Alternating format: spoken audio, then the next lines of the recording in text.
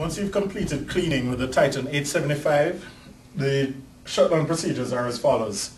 First thing you need to do is run clean water through the system by dipping your suction hose into a source of clean water. So some guys carry an extra bottle of clean water, just dip it in there, run it for about 10 to 15 seconds so you can get clean water into the system. Once the clean water is in, then you're going to flip the diverter valve switch to the heat bypass mode. So you're cooling down the machine by not heating your solution. Once that is off for a few seconds, then you can switch your chemical pump off to the middle position. Remember, bottom is prime, the top is on. With the chemical pump off, we needed to empty the solution hoses, so you'll still have solution in the hoses and inside the tool. To get it out, you're going to go ahead and just spray and vacuum whatever liquid comes out.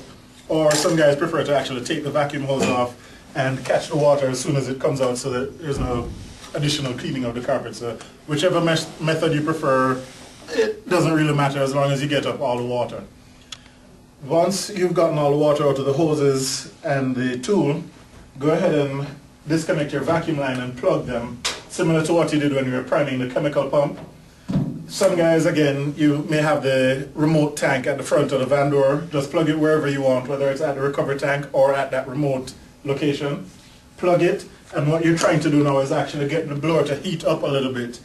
With the blower running a little hot, what you want to do is spray your blower lube into the lube port located on the front of the machine. You're going to follow the blower lube procedures in the manual. If you're going to freeze guard the machine, after you finish the blower lube would be the time to go ahead and freeze guard. So that's also mentioned in the freeze guard section of these videos. And basically all you're going to do is run a hose so you can circulate coolant through the system. Set your switch to idle, your throttle switch, and you can go ahead and switch off the machine after a few seconds. With the machine off, you can drain your water box by flipping this hose. Fluid will come out. It should be water. If it's something else, you need to follow your EPA regulations. And the same thing for your recovery tank. Now, if you're at facilities where you can empty your recovery tank, you can go ahead and do that with your APO, or if you just have a drain, you can go ahead and do that. But be sure to follow your EPA regulations when dumping solution or any vacuumed recovery water into anything. After you've completed and you've drained all your water, you've wrapped up all your hoses and put up your tools, you should do your final shutdown checks. These are things like checking the engine oil, the blower oil, and the pump oil.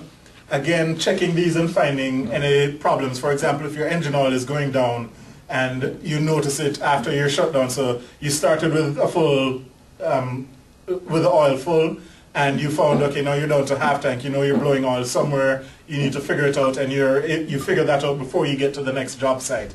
So this will allow you, if it's a small problem, you can pick up oil in between, or if you need to carry it to a dealer to get it repaired, you can do that in between jobs. And once you've completed all your final checks and everything seems okay, go ahead and shut it up and you're ready to go to the next job site.